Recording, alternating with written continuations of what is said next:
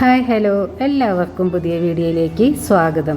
ഇന്ന് ഞാൻ വന്നിട്ടുള്ളത് ഒരു സ്വീറ്റ് റെസിപ്പി ആയിട്ടാണ്. ബാപ്പാദോൾ ഇതൊരു ബംഗാളി ട്രഡീഷണൽ ഡെസേർട്ടാണ്. വളരെ ഈസിയാണ്, ടേസ്റ്റിയാണ്. അപ്പോൾ വീഡിയോ എല്ലാവരും കാണണേ. ഇഷ്ടപ്പെട്ടാൽ ലൈക്ക് ചെയ്യാനും സബ്സ്ക്രൈബ് ചെയ്യാനും മറക്കല്ലേ.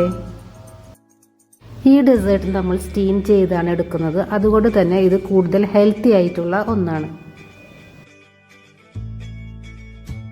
മെയിനായിട്ട് ഇത് ഉണ്ടാക്കിയെടുക്കാനായിട്ട് 2 ഇൻഗ്രീഡിയൻസ് മാത്രം മതി: തൈര്, കണ്ടൻസ്ഡ് മിൽക്ക്.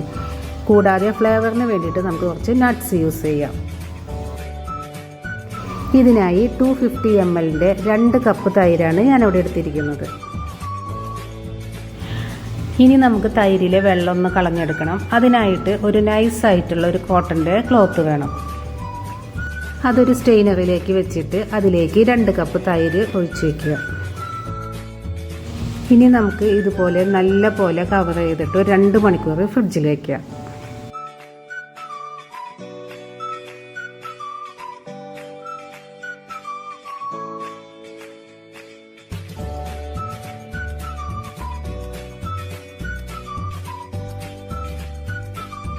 ഈ ടൈം കൊണ്ട് തൈരിലെ വെള്ളം വലിഞ്ഞിട്ട് ഇതുപോലെ നല്ല കട്ടയായിട്ടുള്ള തൈര് തന്നെ നമുക്ക് കിട്ടും.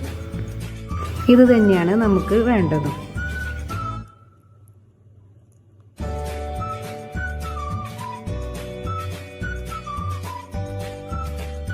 ഇനി നമുക്ക് ഒരു ക്ലീൻ ആയിട്ടുള്ള ബൗളെടുത്ത് അതിലേക്ക് കട്ട തൈര് ഇട്ട് കൊടുക്കാം.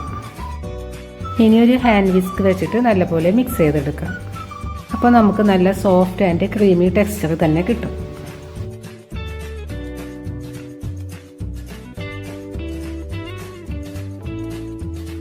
അടുത്തതായി ഇതിലേക്ക് നമുക്ക് കണ്ടൻസ്ഡ് മിൽക്ക് ആഡ് ചെയ്യാം.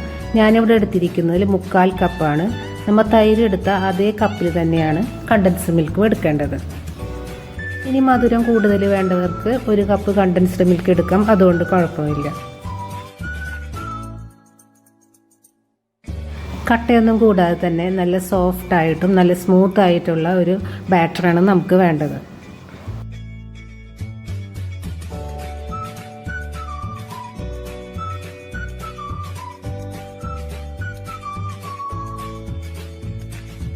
ഇനി നമുക്കിതിലേക്ക് കുറച്ച് ആൽമണ്ട്സും പിസ്തയും ആഡ് ചെയ്യാവുന്നതാണ്.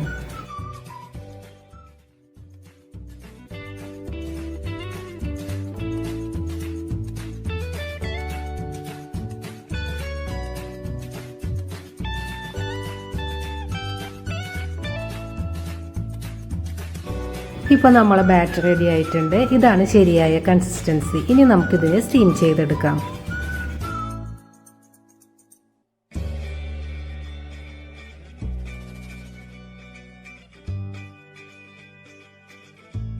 ബാപ്പാത്തോയ് കുക്ക് ചെയ്യാനായിട്ട് ഞാനിവിടെ എടുത്തിരിക്കുന്ന ഒരു 6 ഇഞ്ചിൻ്റെ ബേക്ക് ടിന്നാണ്.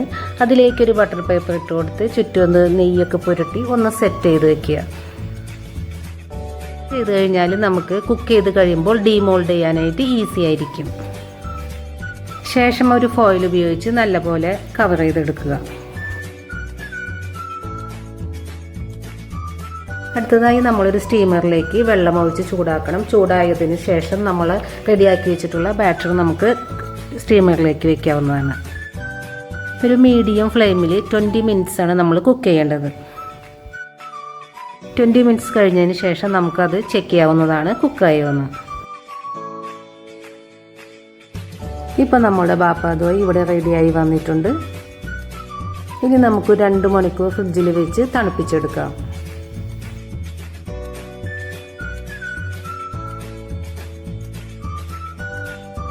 ഇനി നമുക്ക് ഡീമോൾഡ് ചെയ്തെടുക്കാം. ശേഷം കുറച്ച് നട്ട്സൊക്കെ വെച്ച് ഗാർണിഷ് ചെയ്യാവുന്നതാണ്.